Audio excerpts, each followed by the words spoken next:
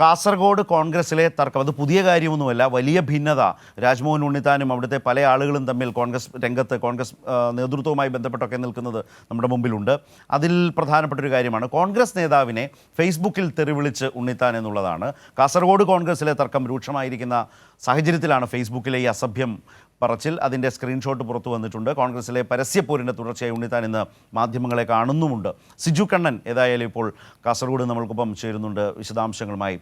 സിജു, ഏതോ ഒരു ഞാൻ ആ സ്ക്രീൻഷോട്ട് കണ്ടിരുന്നു. ആ തർക്കം എന്താണെന്ന് എനിക്ക് മനസ്സിലായില്ല. എന്താണ് രാജ്മോഹൻ ഉണ്ണിത്താനും ഈ പറഞ്ഞ വ്യക്തിയും തമ്മിലുള്ള പ്രശ്നം? അതുപോലെ തന്നെ ബാലകൃഷ്ണൻ പെരിയയും ഉണ്ണിത്താനും തമ്മിലുള്ള തർക്കം അത് വേറെ തരത്തിൽ കുറേ ദിവസങ്ങളായി നമ്മുടെ മുമ്പിലുണ്ട്. ആകെ അടിയാണോ?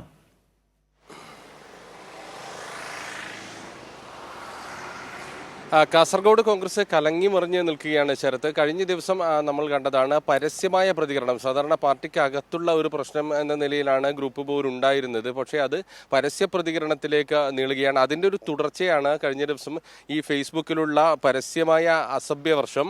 രാജ്മോഹൻ ഉണ്ണിത്താൻ എതിർവിഭാഗം നേതാക്കളെ ആക്ഷേപിക്കുന്നത് തുടരുകയാണ്. തെരഞ്ഞെടുപ്പ് കഴിഞ്ഞതിന് പിന്നാലെയാണ് ഈ ഒരു സമീപനം സ്വീകരിക്കുന്നത്. സാധാരണ വോട്ടെണ്ണൽ കൂടി പൂർത്തിയായിട്ടില്ല.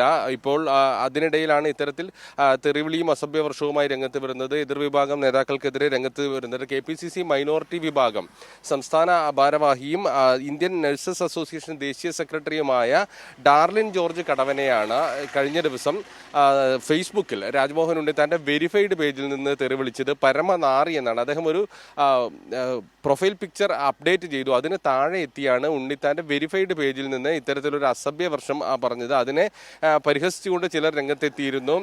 ഇതിന്റെ തൊട്ട് താഴെ കമന്റായി പലരും എത്തിയ. ഇതേ തുടർന്ന് വിവാദമായതിനെ തുടർന്നാണ് ഈ കെ സുധാകരൻ VD സതീശനെ വിളിക്കുന്നത് നമ്മൾ കണ്ടതാണ്.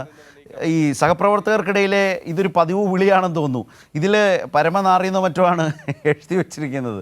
കോൺഗ്രസിൻ്റെ ഒരു നേതാവോ സഹപ്രവർത്തകനോ ആയിട്ടുള്ള ഒരാൾക്കെതിരെയാണ്. പേര് ഡാർവിനോ എന്തോ ഒരു പേര് ഞാനിപ്പോൾ സ്ക്രീനിൽ കണ്ടിരുന്നു. ഡാർവിൻ.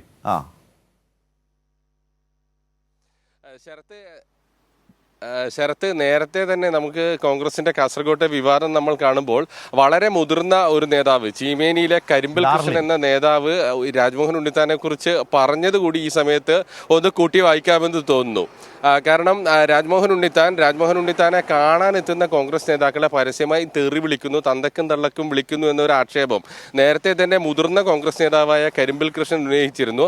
അതുമായി ഈ കമന്റിനെ കൂട്ടി വായിക്കാമെന്ന് തോന്നുന്നു. ഏതായാലും കാസർഗോട്ട് തെരഞ്ഞെടുപ്പിന് പിന്നാലെ ഉണ്ടായ രൂക്ഷമായ വാക്പോരും പരസ്യപ്രതികരണവും തുടരുകയാണ്. രാജ്മോഹൻ ഉണ്ണിത്താൻ മുനവെച്ച ആരോപണങ്ങളുമായി കോൺഗ്രസ് നേതാവ് KPCC സെക്രട്ടറി ബാലകൃഷ്ണൻ പെരിയക്കെതിരെ രംഗത്ത് വന്നതോടുകൂടിയാണ് ഇത് വലിയൊരു തർക്കത്തിലേക്ക് നീങ്ങിയത്. അതിന് ശക്തമായ രീതിയിലുള്ള മറുപടി, അതേ നിലയിലുള്ള മറുപടി ബാലകൃഷ്ണൻ പെരിയ കഴിഞ്ഞ ദിവസം ഫേസ്ബുക്കിലൂടെ നൽകുകയും ചെയ്തു.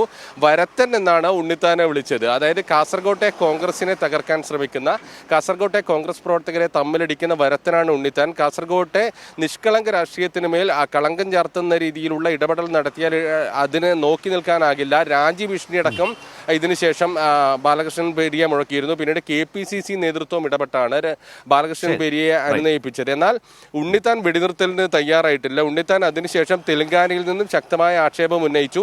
ഏതായാലും ഇന്ന് അല്പസമയത്തിനകം ഉണ്ണിത്താൻ വാർത്താസമ്മേളനം നടത്തുന്നുണ്ട്. ബാലകൃഷ്ണൻ പെരിയക്കെതിരെ നിരവധി തെളിവുകൾ പുറത്തുവിടുമെന്നാണ് ഉണ്ണിത്താൻ പറഞ്ഞിരിക്കുന്നത്. ഏതാണ് ആ തെളിവുകൾ, എന്താണ് കാര്യങ്ങളെന്ന് അല്പസമയത്തിനകം അറിയാൻ കഴിയുമെന്നാണ് ശരത്ത് പ്രതീക്ഷിക്കുന്നത്.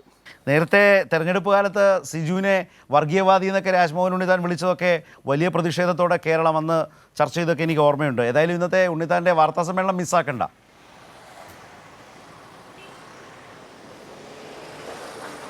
ഓക്കെ, ശരി, കാണാം.